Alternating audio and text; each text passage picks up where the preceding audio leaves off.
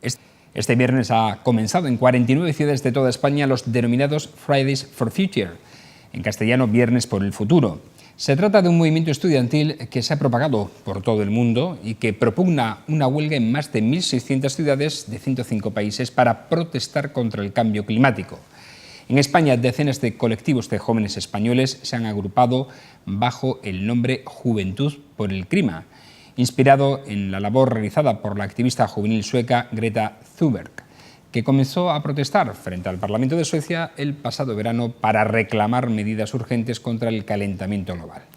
En nuestra región, esta huelga ha sido secundada este viernes en Badajoz, pero seguro que se expandirá a otras ciudades extremeñas en un corto o breve plazo de tiempo. A mí, ¿qué quieren que les diga? Que los jóvenes realicen esta llamada de atención a la sociedad me parece algo extraordinario. Nos están diciendo a los adultos que quieren que les dejemos un mundo mejor, porque ellos, a su vez, tendrán que transferirlo a las generaciones que les sucedan. La concienciación medioambiental en la juventud es tal que han decidido dar el salto a la protesta para llamarnos la atención sobre este tema. No es lógico que en pleno siglo XXI, en un mundo tecnológicamente avanzado, continuemos instalados en la cultura de la sociedad carbonizada del siglo XIX. En 4 décadas se han producido innumerables avances que han cambiado nuestro estilo de vida y, sin embargo, somos incapaces de abandonar los combustibles fósiles no por incapacidad tecnológica, sino por intereses económicos generados. La juventud protesta y grita contra el cambio climático con razón, y nosotros tenemos que tomar nota de ello, porque la ley natural nos obliga a dejarles un planeta mejor del que nos encontramos. Buenas noches.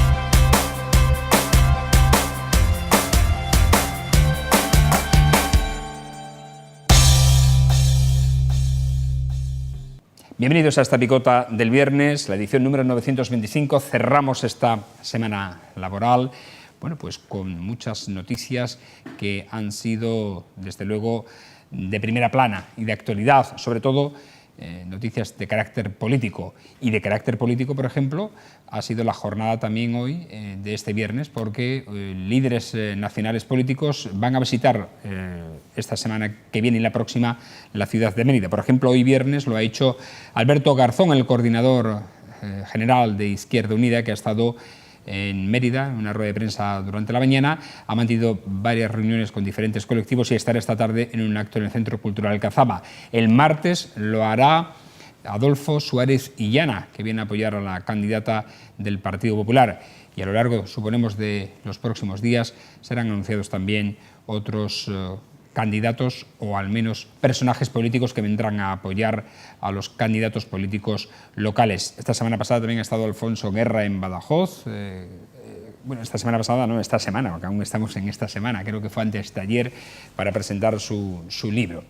Vamos a hablar no de esto, sino de otros asuntos. La política la dejaremos para el final del programa, que es divertida. Antes, como siempre, vamos a saludar a quienes nos van a acompañar en el análisis de los temas de actualidad. Hoy están con nosotros Abel Hernández. ¿Cómo está? Buenas noches. Buenas noches. ¿Qué tal la semana?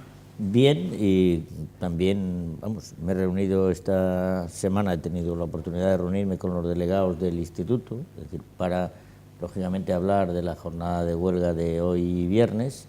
Y me ha llamado mucho la atención que, aunque la gente no lo piense, sí que se está produciendo un cambio de tendencia en la juventud, porque mientras que cuando les explicas otras huelgas de lo que van y tal, en esta me ha sorprendido el hecho de que casi todos tenían absolutamente claro de que estábamos jugando algo muy importante, que es el futuro de nuestro planeta, y lo entendían perfectamente. Nos están dando una lección. Y que un delegado que tiene ahora exámenes, porque están en exámenes, pues se preocupen por esto, es realmente encomiable. Me ha llamado la atención y bueno, lo que yo les pido es que apunten los que van a estar en huelga, ¿no? Es simple y sencillamente se queda en eso. Es mi labor decirles los que tienen el derecho a ejercerla y quienes no, pero sí que los comentarios me resultaban agradables.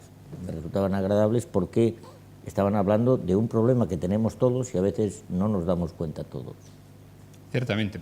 Ana Gaviro, ¿cómo estás? Buenas noches. Muy buenas noches. Pues mira, aquí estoy un poco, antes de nada voy a pedir perdón porque de esto del viernes For Future no tenía ni idea. Pero no tenía ni idea de eso ni de algún otro tema que nos va a tocar debatir luego y que he tenido que dedicarme a ello entre ayer y hoy y esta mañana, vamos, esta mañana, esta mediodía, porque, no sé, he debido estar muy ocupada esta semana que no me he enterado de la mitad de las cosas que pasan y se supone que es mi profesión, pero bueno. Que has sido capaz de decir la palabra esa de Perdón. El future. Que sí, por eso que no sería capaz de decirlo. Estará mal dicho, pero bueno. No sería capaz de decirlo, ¿no? Hay un dicho de un conocido periodista nacional que dice, si pestañean se lo pierden. Pues es que pasa eso, estamos en una dinámica de tal velocidad que en cuanto pestañees te lo pierdes. Me ha pasado esta semana, he estado tan metida en lo mío que no me he enterado prácticamente de lo que pasaba al otro lado de la puerta de mi casa, parece ser, vamos.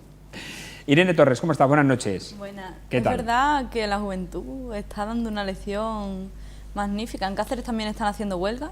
En Mérida sé que la harán próximamente, que es verdad que a esta no... Me ha extrañado que han hecho algunas, pero haya. no ha habido concentraciones y eso, pero sé que próximamente se están organizando un poquito más. Decían que les había pillado un poco de sopetón la gente con la que ha hablado, que además lo que decía Abel, que tiene unos exámenes ahora bastante grandes, pero que es un tema con el que parece que llega una generación que está bastante más concienciada que nuestras generaciones. Afortunadamente. Y que es bastante importante que nos estén incluso dando esa lección. Yo hace unos añitos estoy estudiando, pero no estoy dentro del sistema educativo tan metida, y es verdad que sí, que a mi generación, bueno, nos hablaban de eso, ya íbamos tomando conciencia de que existía, pero yo creo que las nuevas generaciones vienen pegando mucho más fuerte.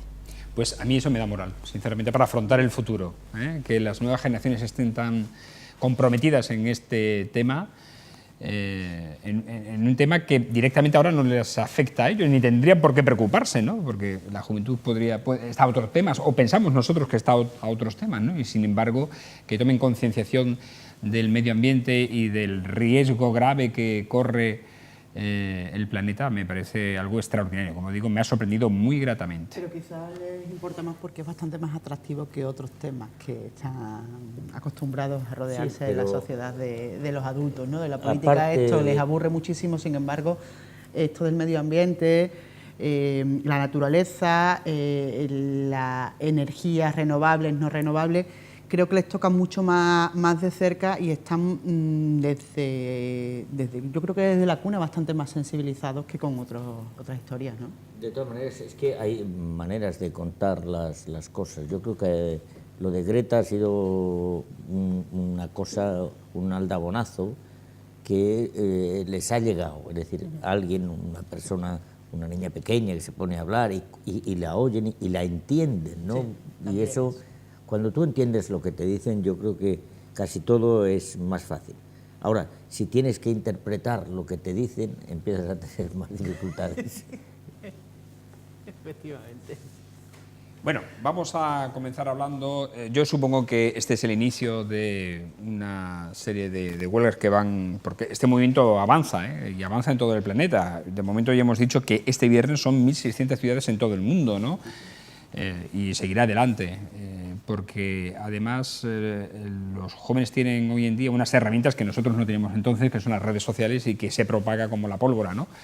Este tipo de actuaciones. Además, yo creo que está habiendo iniciativas que antes había y antes eran como iniciativas de grupos ecologistas muy, que a lo mejor incluso podríamos decir, con palabras más técnicas, que a lo mejor eran una minoría muy elevada, 10, 15 que iban a recoger basura un domingo, y ahora es una cosa que, como también algunos famosos, algunas famosas han iniciado, se ha tomado como deporte. Creo que también están tomando conciencia de que no es una cuestión solo global, sino que es una cuestión de nuestro entorno, de nuestros ríos, que hay que reciclar, que no hay que usar tantos envases, que son pequeños detalles que creo que están empezando a marcar la diferencia. Como yo decía antes, a lo mejor si haces una huelga política, habrá jóvenes que estén más sensibilizados políticamente y lo vean más de cerca, pero para otros les queda muy lejos. Sin embargo, el canal del Guadianilla les queda cerca a todos, por ejemplo, hablando de aquí de Mérida. Entonces es más fácil que los jóvenes vean qué situación se produce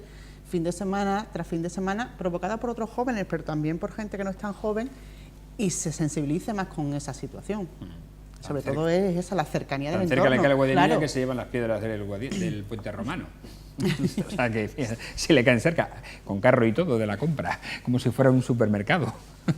Bueno, vamos a hablar de la mujer, porque aunque haya pasado el 8M, hay algunas actividades o empleos que parecen ser todavía vetados para la mujer en esta sociedad del siglo XXI. La capital autonómica recibe a un centenar de agentes de la región, además de invitadas de varias comunidades autónomas como Andalucía, País Vasco y Madrid, en el cuarto encuentro de policías locales que se celebra en el Centro Cultural Alcazaba de Mérida. Estas jornadas fijarán su objetivo en analizar cuáles son los factores que dificultan la incorporación de la mujer a las plantillas de la policía local en la región y plantear medidas que fomentan la plena igualdad en este ámbito. Según la presidenta de ASEPOL, la raíz del problema de la incorporación de mujeres a las plantillas de la policía local en Extremadura reside principalmente en la educación, ya que este trabajo se asocia al hombre. En Mérida, de una plantilla de policía local de casi un centenar de efectivos, son 96, solo hay 5 mujeres y de estas no todas están en activo. Unas están en comisión de servicio, activo en la plantilla media me refiero, otras están de baja, etc. Pero es un porcentaje, pues ya veis, muy pequeño, un 4% sale, no llega al 5%. Irene. Pues la verdad que es una iniciativa muy buena esta que se está haciendo de las mesas de coordinación. Yo hace tiempo, creo que el año pasado hubo una, y aparte del encuentro de policías locales se está coordinando con las mesas estas, y creo que es muy importante que nos concienciemos de que hay temas que no solo se quedan en el ámbito de una reivindicación un día 8, sino que en todos los ámbitos de nuestra vida queremos la igualdad. También queremos que haya más mujeres policías locales, también queremos que se intervenga desde la policía local en este tipo de políticas, y creo que es importante que se haya hecho esta mesa técnica. Y además creo que Mérida tiene una peculiaridad que otras ciudades de Extremadura no tienen, y es que están trabajando por erradicar la violencia de género desde varios ámbitos. Hay un punto de atención psicológica, hay una delegación de igualdad que todo está financiado por la Junta de Extremadura en algunas partes, pero está muy bien coordinado con la policía local, está bien coordinado con la Policía Nacional. Entonces creo que eso es de agradecer que si una mujer se ve en esa situación, sepa que hay unos recursos que todavía son insuficientes y que además son precarios y que ojalá pudiesen mejorarse, pero es de agradecer que exista y que se potencien y además que se visibilicen. Bueno, has entrado directamente en el tema. Yo quería haber hecho 2 partes, una primera con esta de la mujer policía para después introducirnos, pero está bien, has hecho la introducción directamente al tema que queremos, que ahora hablaremos. Pero sobre este tema de la incorporación de la mujer a las plantillas de la policía local. Estoy absolutamente de acuerdo con la presidenta de ASEPOL, que es un problema de educación.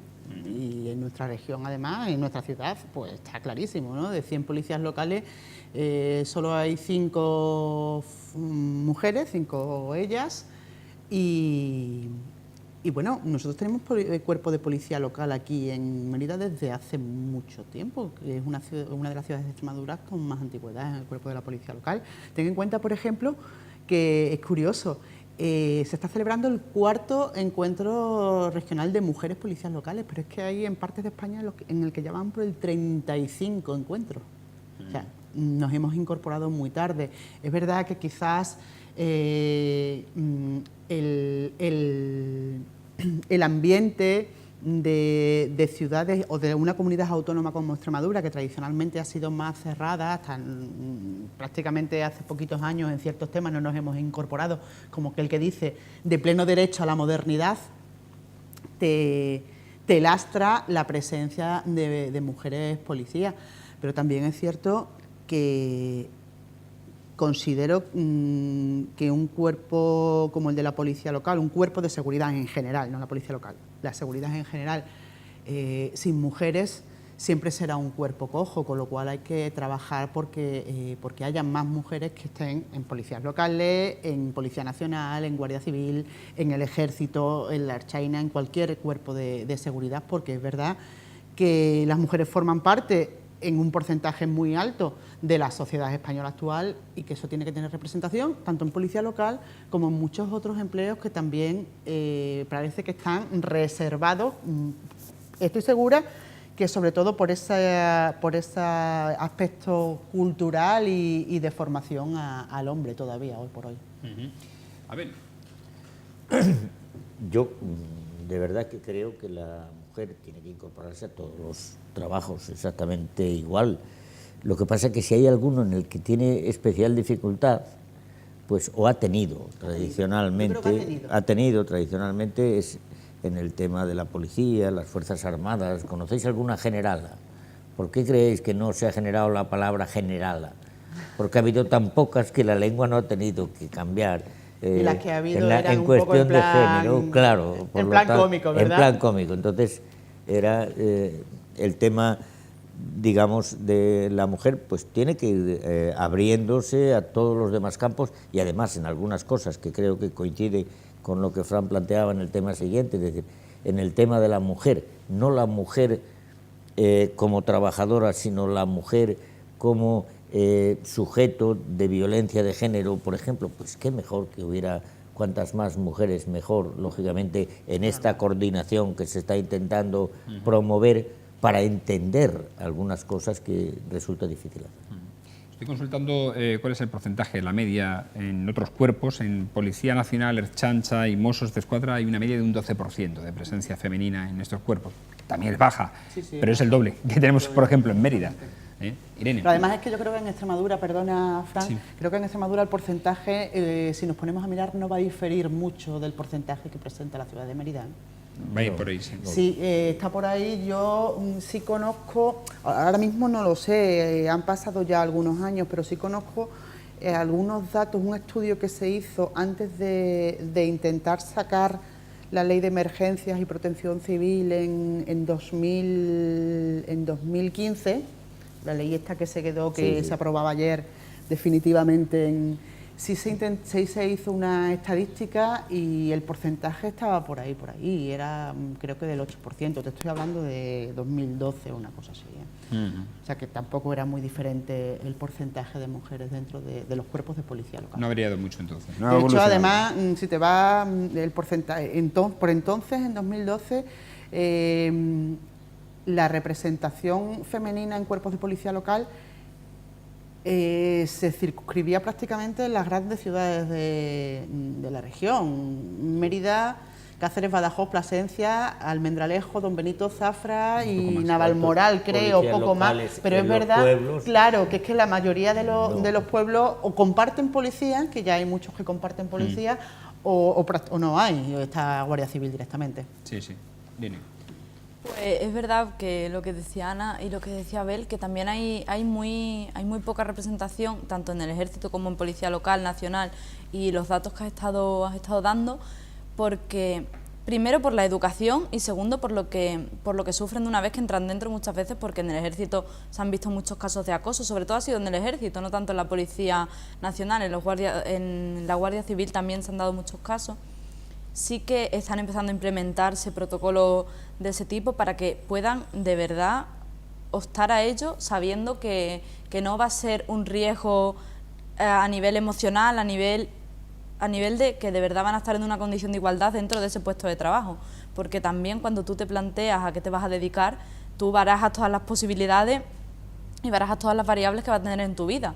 Y si tú sabes que vas a ser la única mujer o va a haber 5 dentro de un cuerpo de policía de hombres que generalmente pueden estar concienciados o no cada vez más, pero hace unos años no era lo normal, tú también a lo mejor cuando te estás planteando a qué te vas a dedicar, como dice Ana, por educación, no se te ocurre, pues voy a estar aquí. Entonces, como eso se va cambiando, van implementando protocolos, se están haciendo estos encuentros que son tan necesarios, porque ayer leía que no era necesario este encuentro, es muy necesario para que cada vez más... ¿Y quién decía eso? Facebook es un mundo, las redes son un mundo de gente que opina. Y luego los medios de comunicación, las televisiones.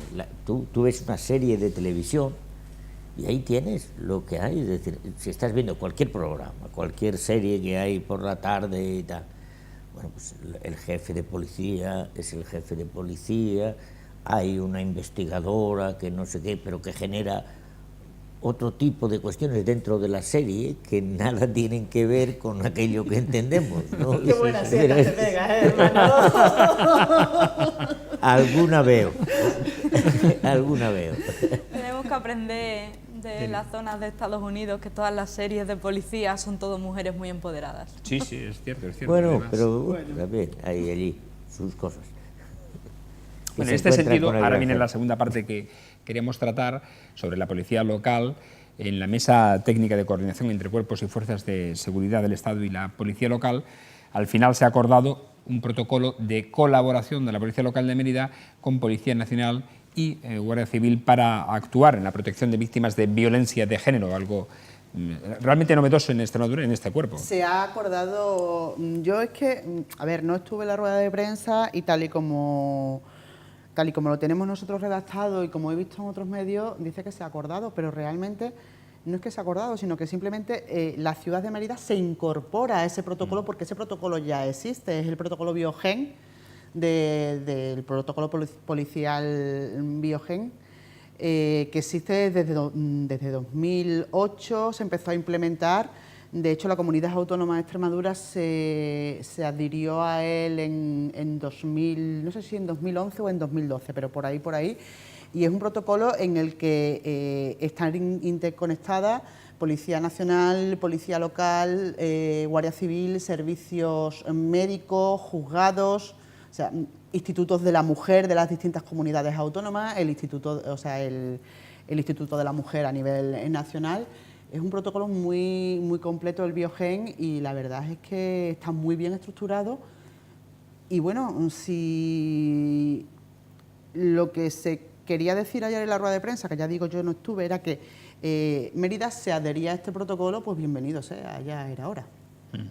A ver. Es muy importante, de todas maneras, y está dando muy buenos resultados. Siempre me parece bien que haya colaboración entre los distintos cuerpos y fuerzas de seguridad. Hay que tener en cuenta que no son compartimentos estancos, ni policía de aquí, ni la de allí, cuáles son sus competencias. Fundamentalmente porque el ciudadano lo que quiere ver es, en primer lugar, si tiene resueltas sus cosas, es decir, si tiene resuelta su seguridad, si tiene resuelto el que alguien le pueda echar una mano, por ejemplo, en el caso de la violencia de género, y que se pueda hacer bien, cómo se pueden redactar los informes, es decir, todo ese tipo de cosas tienen que estar conectadas y eso, lógicamente, es fundamental para que pueda funcionar y además para que funcione de manera positiva. Fijaos que si hay que hacer un atestado, por ejemplo, depende cómo se haga, quién lo haga, de qué manera lo haga, porque nos evitaríamos, en definitiva, muchas cosas. Es decir, o el hacerlo con buena fe se puede hacer también, pero el hacerlo legalmente, eso es fundamental. Este protocolo Biogen tiene un aspecto muy positivo, es que al ser un protocolo nacional, imaginaros una víctima de violencia de género, voy a poner, de País Vasco, se traslada a Extremadura y esa señora llega aquí en el momento que intenta hacer una gestión administrativa delante de Policía Local, Guardia Civil o el juzgado. En el juzgado en Mérida ya le salta como que es víctima de violencia de género y que puede estar en peligro, puede presentar un riesgo bajo, un riesgo alto, un riesgo medio de violencia, con lo cual ya aquí en nuestra ciudad ya sabrían un poco, bueno, cuál es la situación de esa señora y qué medidas se pueden tomar para su protección, si son medidas especiales, si no son medidas... O sea, que quieras que no... Y luego tiene otra ventaja, que es que la víctima de violencia de género no tiene que estar continuamente contando cada vez que tiene que ir al juzgado, cada vez que tiene lo que ha sufrido, por lo que ha tenido que pasar. Son protocolos muy necesarios, sobre todo porque, además de servir para la protección, aminoran mucho el daño post que se puede producir. Pero que pueden evitar cosas como lo que pasó el otro día con unos niños, es decir, si hay gente dictaminada con problemas, etcétera, etcétera, pueden evitarse porque se conocen en todos los sitios, ¿no? Porque lo de ayer es tremendo, ¿no? Lo de los niños. Por eso, bueno, hablaba de eso, es decir, y sí que es verdad, si ese informe pasa y está centralizado, todo el mundo lo puede, todo el mundo me refiero de Sí, los, de los cuerpos, de los fuerzas cuerpos implicadas. implicados, pues lógicamente mejor, ¿no? Irene. Yo siempre que he estudiado mucho de estos temas, porque además es un tema que siempre me ha interesado bastante, he leído que una de las cosas más importantes es la recuperación integral de la mujer, no solo de la mujer que es víctima de violencia de género. No es solo la protección en el momento, que es imprescindible, que es importante, sino la recuperación integral, que pasa por una recuperación económica, social y de todo tipo, y también psicológica. Entonces, en Mérida es verdad que ya había una mesa de coordinación, pero que no estaba integrada dentro de este protocolo y que quedaba un poco coja esa mesa de coordinación con respecto a lo que explicaba Ana de estar fuera también de la región, porque si venía alguien de fuera sí que se complicaban bastante los trámites por la ley de protección de datos y eso ayuda bastante, pero sí que es verdad que cada vez se entienda más, no solo como administraciones, sino como sociedad, que la recuperación de una mujer en una situación de violencia debe ser integral y debe poder hacer su vida normalizada, porque no es culpa suya haber pasado por esa situación, y yo creo que este tipo de mesas, este tipo de coordinaciones lo hace real, o sea, lo va haciendo cada vez más real, y además conciencia mucho, porque la prensa os hacéis eco, porque son muchas las administraciones implicadas, entonces conciencia mucho más de esa necesidad de recuperación integral. Entonces yo aplaudo totalmente que el ayuntamiento forme parte de esta red, y además espero que cuando vaya saliendo más información y cuando se hayan reunido varias veces podamos ver resultados reales, porque en Mérida el porcentaje el año pasado de mujeres que han sido víctimas de violencia de género era bastante amplio, a lo mejor no bastante amplio para la población que tiene Mérida porcentualmente, pero bastante amplio para la sociedad que buscamos. Entonces creo que puede ser de verdad muy positivo y sobre todo transmitirnos una seguridad que a lo mejor sin este tipo de coordinación a la hora de ir a un juzgado a declarar, es verdad que muchas mujeres no podían sentir. Sobre todo eso, un paso en la seguridad que estás aportando a la víctima, que además se siente respaldada y que se siente protegida y que, lo decía antes, no tiene que pasar una y otra vez por el mismo trago de contar y contar y contar, porque eso ya queda en una base de datos, en la base de datos protocolaria del programa, y esté donde esté y hable con quien hable, ya tienen todos sus datos. Bueno, pues bienvenidos indudablemente. No sé si, y hablando de violencia de género, estáis al tanto de una sentencia. El Consejo General del Poder Judicial ha expulsado a un magistrado, un juez, por violencia de género con su expareja, concretamente por maltrato psicológico, que a su vez es jueza de Badajoz. Él estuvo ejerciendo en Badajoz, los dos estuvieron ejerciendo en Badajoz. Él se trasladó después de su separación a Ciudad Real y en ese transcurso de tiempo pues, ha ejercido violencia psicológica y ha sido apartado definitivamente de la carrera judicial, y además ha sido condenado a 33 meses de prisión. Y es un juez. Cuando decimos justicia patriarcal, cuando vemos casos como los de La Manada, como los de Juana Rivas, otro tipo de casos, no nos referimos a un caso aislado. Y bueno, me alegro mucho de que se le haya apartado y de que se vaya viendo de que hay todavía igual que hay muchos jueces que ya empiezan a estar y juezas que empiezan a estar formados, hay muchos jueces y juezas que todavía forman parte de un sistema muy antiguo. Tremendo. Bueno, vamos. Algo conocía. Algo conocías, ¿no? Sí, porque conocían personalmente. Pero Lo conocías personalmente. Bueno, es una cuestión personal. no es cuestión Yo iba a decir lo mismo de- que he dicho al principio. Pero bueno, como personas, en fin, bueno, cosas que te suenan, te dicen, y bueno, pues al final si se ha demostrado eso, pues lógico. Hablamos de otra cuestión, entramos en materia política. En el penúltimo pleno de la Asamblea de Extremadura, celebrado ayer jueves, se ha aprobado la propuesta de ley para una administración más ágil, tras la eliminación de algunos artículos que hacían referencia a la figura de los proyectos empresariales de interés autonómico, a la que la oposición ha sido reticente. La aprobación ha tenido lugar en el pleno, como decimos, de este juego, en el apoyo del Grupo Socialista, SIEX, la abstención del PP y de Ciudadanos y el rechazo de Podemos y del diputado no escrito Juan Antonio Morales, y tras el debate de las 70 enmiendas parciales. Cabe destacar que la propuesta de ley original presentada por el PSOE aludía a la figura de proyecto empresarial de interés autonómico para iniciativas con más de 20 millones de euros de inversión en la creación de 50 empleos, salvo para los de energías renovables. Asimismo, el Consejo de Gobierno de la Junta podría declarar a los proyectos que cumplan con estos requisitos como de interés autonómico y su criterio primaría sobre los ayuntamientos, algo a lo que el PP ha mostrado su rechazo, sobre todo porque ha puesto el ejemplo del caso de la mina de litio de Cáceres, que cuenta con el rechazo del consistorio. A ver. Ahora, yo creo que todo lo que se haga para que en Extremadura tengamos, lógicamente, un desarrollo empresarial y se faciliten las cosas, yo creo que es en principio bueno.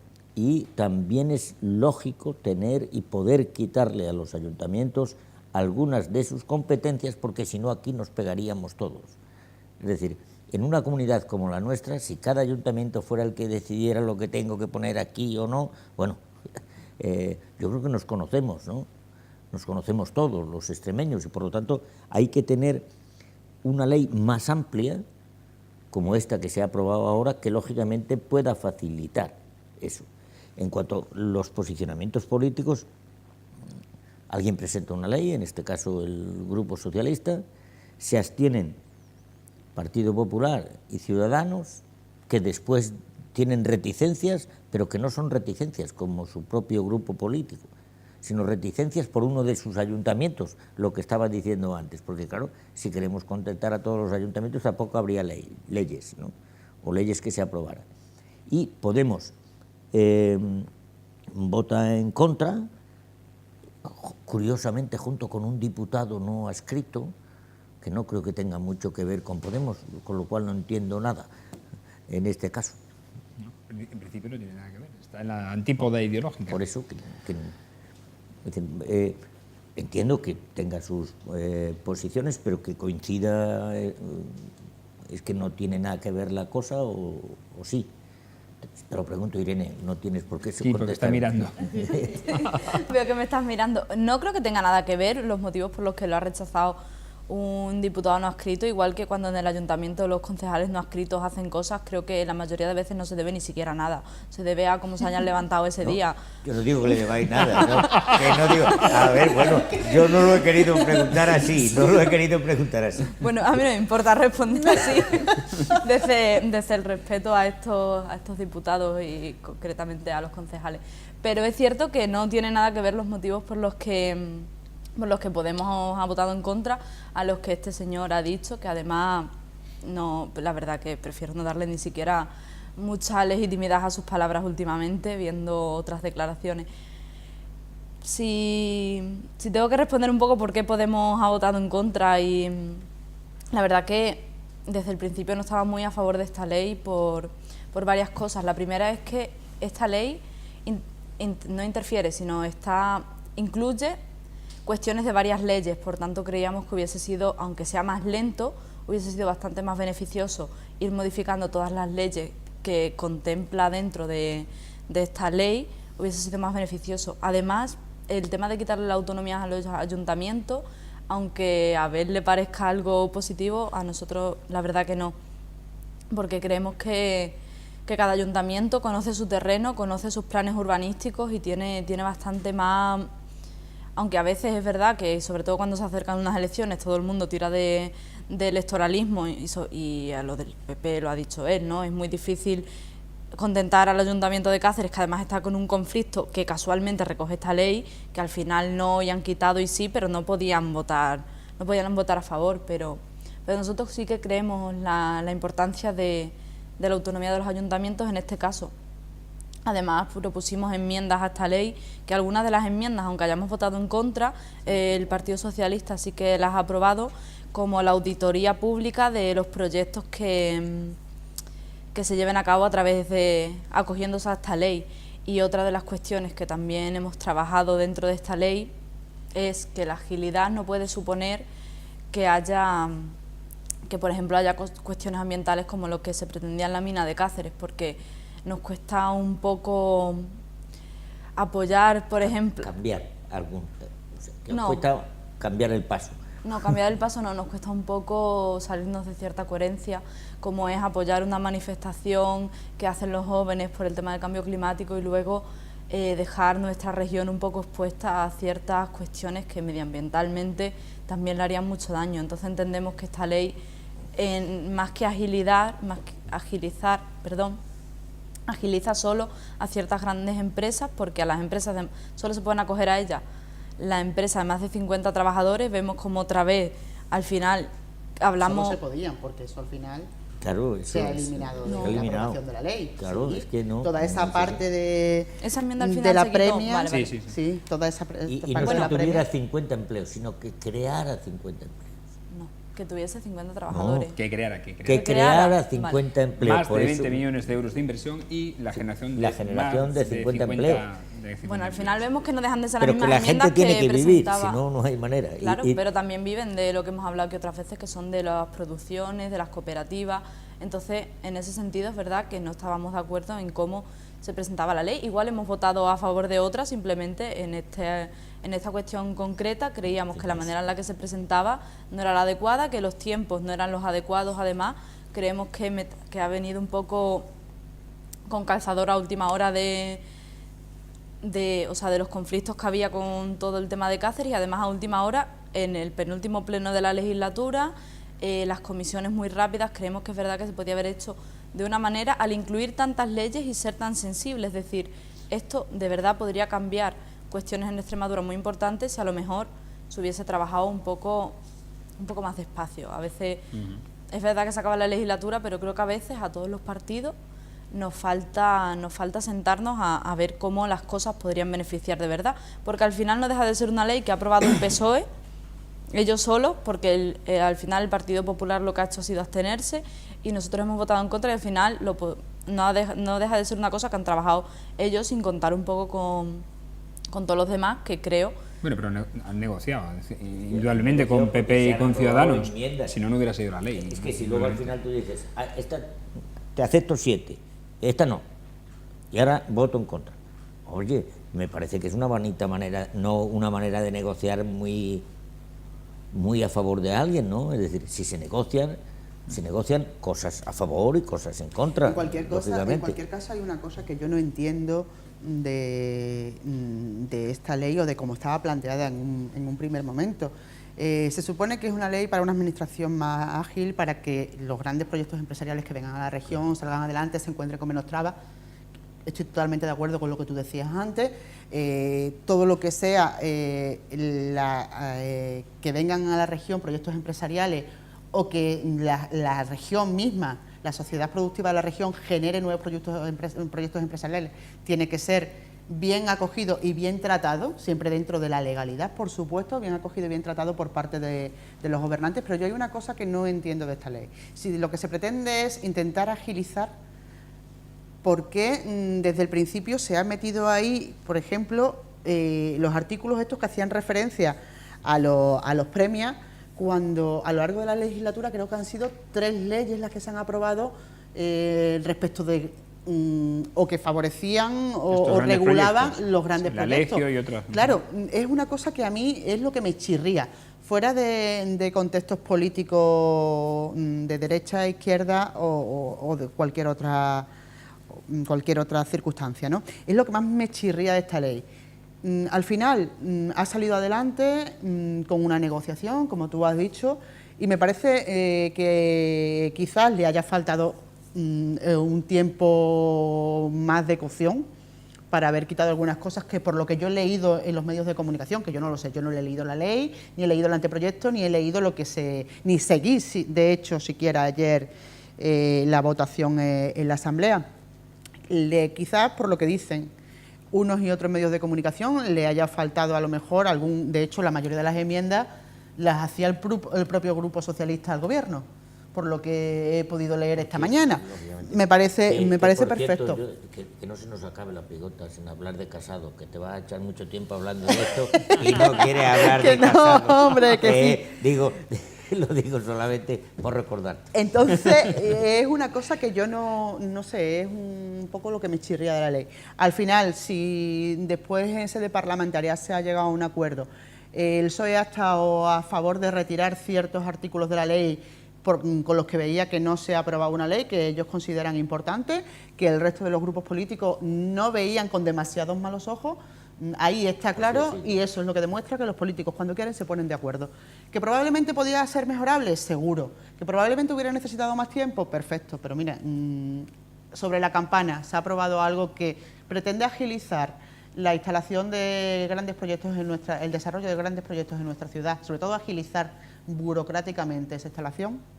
Creo que tampoco hay mucho más que decir. Y cuando quieras hablamos de Casado. Ahora vamos a hablar de Casado. Antes yo creo que, sinceramente, hay que felicitar a todos los grupos parlamentarios de la Asamblea de Extremadura porque en esta legislatura se han aprobado muchísimos proyectos de ley, muchísimas leyes. Ha habido consenso, cosa que no vemos en otros parlamentos, por ejemplo en el Congreso de los Diputados. Y propuestas de ley de diferentes grupos han salido adelante, han dialogado. Y yo creo que es justo considerarles ese merecimiento y felicitar a los grupos por ese consenso alcanzado. Algo hay que reconocerle a este gobierno es que haya sabido negociar a derecha y a izquierda, sin ningún miramiento. Se ha pensado más en el interés general sí, creo que que sí. partidista. Eso sí hay que reconocerlo, claro. Yo creo que ha sido una asamblea, digamos, un parlamento además activo y, bueno, en este caso también debo de reconocer que el hecho de haber sido presidido por una mujer también es algo que, lógicamente, hace grandes a las mujeres en este sentido. Bueno, hablamos de Casado que corre prisa y quiere no acabar sin ello. Abel, el presidente del PP, como saben ustedes, y candidato a la presidencia del gobierno, Pablo Casado, ha asegurado sentirse víctima de una fake news y ha aclarado que una de las medidas incluidas en su futura ley de maternidad pasa por garantizar la confidencialidad de las madres inmigrantes que deciden dar sus hijos en adopción. El PP propone que las madres embarazadas que deciden entregar a su hijo en adopción, en vez de abandonarlo, tenga garantizada la confidencialidad, los mismos derechos, si estuviera regularizada o no. De este modo, Casado ha asegurado que se ha visto obligado a aclarar algo que él dice no dijo y que se basaba en las mujeres inmigrantes sin papeles. Se blindaban si entregaban a su hijo en adopción. Recordarán ustedes esta historia. Una aseveración que, según ha insistido, se trata de una fake news porque por error se publicó en un medio de comunicación, en El Mundo, y que fue, dice, corregido posteriormente. A ver, Abel, ya que tienes tantas ganas. Me parece, me parece impensable, ¿no? Es decir, que lógicamente, estando en una campaña electoral, un líder político de un partido, digamos, grande, de un gran partido, ¿no? Cometa esos errores, si realmente ha sido un fake news, si realmente ha sido eso, me parece inconcebible, impropio, digamos, de un equipo de comunicación que se supone que, lógicamente, tiene que dominar ese mundo. Porque, lógicamente, ¿qué iba a esperar? Que después de haber dicho, como planteamiento general de su campaña, que las mujeres, para solucionar el problema de la demografía, las mujeres no tenían que abortar, etcétera, etcétera, y ahora cuando dice que aquellas mujeres que cedan en adopción sus hijos, estamos planteando una cosa, a mí me parece tremendamente grave. Es como si fuéramos a solucionar las cosas poniendo a mujeres inmigrantes o no que cedan en adopción sus hijos. ¿Qué pasa? Que los hijos, lógicamente, para que luego salga, ya es lo último, ¿no?, que salga una representante de su partido, Cuca Gamarra, que me parece impensable que diga, claro, así no veremos a los niños tirados en los contenedores de basura. Hombre, me parece que, lógicamente, alguien que se plantea acceder a un puesto de máxima responsabilidad tiene que ser más cuidadoso en este caso. Ana. No voy a discutir con él, se queda por mucho que él quiera. A ver, lo estábamos comentando antes, es verdad. El presidente del Partido Popular lleva 2 errores de consideración en muy poco tiempo y los 2 respecto a las mismas circunstancias. Víctima de una fake news, o sea, una fake news no es, porque no es una noticia inventada, es algo que él ha intentado explicar, pero yo entiendo que lo que ha habido ha sido precisamente un error de comunicación, del equipo de comunicación que lo ha dado por hecho. Esto, lo que viene a decir la propuesta de Casado, que además tú lo comentabas en el primer párrafo de la introducción que has leído, pasa por garantizar la confidencialidad de las madres, sean inmigrantes o no sean inmigrantes, de las madres en general en un proceso de adopción. Es algo que se está haciendo en la Comunidad de Madrid desde el año 2006. En el momento que la madre en riesgo de exclusión social, la madre que quiere dar en adopción, absolutamente, que quiere dar en adopción a su hijo, hasta que no termina el proceso de adopción, no se conocen los datos de... Cuando tú haces un proceso de adopción normal, tienes que dar a conocer los datos de... No se conoce ningún dato de filiación de la madre. Yo creo que es que lo que han hecho ha sido explicarlo mal. Entonces el periodista, cuando le llega el mensaje del partido político, en este caso, tiene que hacer una interpretación de lo que le ha llegado porque está mal explicado. Y de ahí viene pues una bola que le puede hacer, como decía Abel, muchísimo daño a una persona que perfectamente podría ser el próximo presidente del gobierno, pero si comete errores tan de principiante como este, pues ¿qué quiere usted que le diga? Yo creo que es mi opinión, además analizándolo desde el punto de vista que yo he estado detrás y sé lo que pasa muchas veces cuando estás en campaña electoral, cuando intentas hacer llegar un montón de mensajes que al final te vuelves loco y tienes que pues tener mucho cuidado, entre otras cosas además porque parece que a Casado le gusta demasiado hablar, ¿no? Los micros. A ver, es mi impresión, vamos. Sí, sí. Una noticia falsa es algo Curiosamente, perdona un momento que te interrumpe, Irene, curiosamente achacamos a un error de comunicación, un error, Casado dice que es un error que se le ha mal interpretado, ¿no? Cuando ayer precisamente le dieron un premio en la Universidad Miguel de Cervantes de Valladolid por ser el mejor comunicador, curiosamente. Es curioso. Es curioso, sí. Una noticia falsa es algo que no es verdad. Esta noticia que han sacado los periódicos se basan en extractos incluso que una propuesta del Partido Popular ha hecho a un sitio. Otra cosa es que ellos digan que han hecho la propuesta de otra manera, pero la noticia que sacan los medios es real. Y la noticia que sacan los medios es real porque las políticas que hace el Partido Popular van en contra de las mujeres inmigrantes, van en contra de las mujeres pobres y además el feminismo liberal en general va en contra de eso. Por eso ahora se habla tanto de vientres de alquiler, por eso ahora se habla tanto de cosas que antes no se planteaban, porque se habla de eso. Decir que se va a garantizar el anonimato es algo que ya se hace, que además la ley actual lo recoge, las leyes actuales sí lo recogen. Además, dar en adopción y decir que no se va a expulsar hasta que se den adopción es algo que ya las leyes actuales también recogen. La maternidad en España, es decir, si una mujer viene de fuera y va a ser madre no se le puede expulsar porque las leyes ya recogen que no se les puede expulsar, porque los hospitales ya tienen la obligación de atenderlas. Entonces, que alguien que no sabe de igualdad, porque si algo ha demostrado Pablo Casado es que no sabe lo que es la igualdad, y lo ha demostrado él, no hace falta que nosotras las mujeres vayamos a ponerle trabas porque él solo se las pone, la verdad. Creo que él ya ha demostrado que no sabe de igualdad. Entonces, si algo ya está regulado, si ahora mismo, si eres mujer inmigrante, te van a atender, a lo mejor lo que podría haber hecho es dejar que las personas expertas y las personas que sí tienen, como las ONG, como otro tipo de asociaciones que sí tienen una conciencia tanto de clase como no tienen una visión racista del mundo, por decirlo de una manera suave, fuesen las que legislen en esa materia, porque son las que conocen la realidad. No, no puede legislar. No, pero sí puede hacer una propuesta de ley como Puede se ha hacer hecho. una propuesta, pero no puede legislar. O sea, iniciativas. Claro, Iniciativas, iniciativas. pero no puede legislar, Y además no puede pueden legislar. reunirse con los grupos políticos, que es una cosa muy sana. Entonces ahí yo creo que lo que han hecho es intentar, a lo mejor han intentado hacer algo y la verdad que les ha salido al contrario, porque las mujeres, él puede decir que es una fuisnis, él puede hacer lo que quiera, pero yo creo que ya se le ha visto las patas al lobo, creo que se dice, y creo que ya las mujeres no van a consentir ese tipo de atropello, ni a ellas ni a las que vienen de fuera. Y al final no deja de ser lo de siempre, no deja de ser que van a atacar a las mujeres y además, si puede ser, vamos a atacar a las mujeres que están en situación de vulnerabilidad, de pobreza, y eso es así. Y Ana mueve la cabeza negando, pero sí es así. Es que no creo que sea así, yo sinceramente. A mí de verdad, además estoy convencida de ello, si fuera de otra manera también lo diría. Tú sabes que además tú y yo hemos tenido conversaciones muchas veces y te he dicho, has metido la pata y esto no se puede consentir en los tiempos en los que vivimos. Pero es que yo creo que ahora lo que ha intentado explicar es llevar al resto de España una iniciativa que hoy por hoy nada más que se hace en Madrid y en Castilla y León. Y no ha sabido explicarla ni él ni su equipo de comunicación.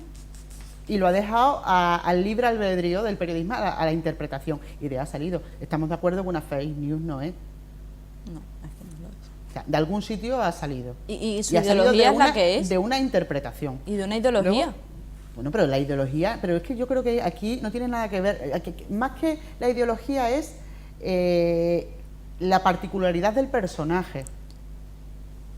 Su partido lo ha puesto al mando y él Sí, tiene sí, una ideología, por supuesto, y tiene una ideología que va en contra de las mujeres. Quien que sí, esté votando pero eso está votando en contra de eso. Es Yo así. creo que tampoco es así de literal y de... A ver, es verdad que dicho así puede parecer que Claro. todo es así, pero es obvia, es una premisa basada en declaraciones de ese señor, no en... Que yo lo que quería decir era que dure la campaña lo que tenga que durar. No, por Dios, lo que tengo que durar, no, ni un no. poquito Y que no más, abra ¿eh? la boca. Ya está. Un segundo, lo digo porque mientras haya algunos que sigan metiendo tales patas como o como pasó con Ciudadanos y con O Albert con Acedo. Rivera, vamos, yo, hombre, contentísimo que dure algo más, que nos vamos No, a, no, no, que nos déjalo, vamos por a reír favor, no. mucho. No, pero Acedo también lo dijo aquí. Dándose los resultados correspondientes. Más campaña dándose los electoral, no. resultados Llevamos desde correspondientes. campaña, después del verano, en campaña electoral. Por cierto, que hoy el periódico de Extremadura ha adelantado que Fernando Manzano podría ser el cabeza de lista del Partido Popular al Congreso por la provincia de Cáceres. Ocupa el cargo que dejaría, después de 3 legislaturas, Carlos Floriano, que encabezaría a su vez la lista al Parlamento Europeo por el Partido Popular.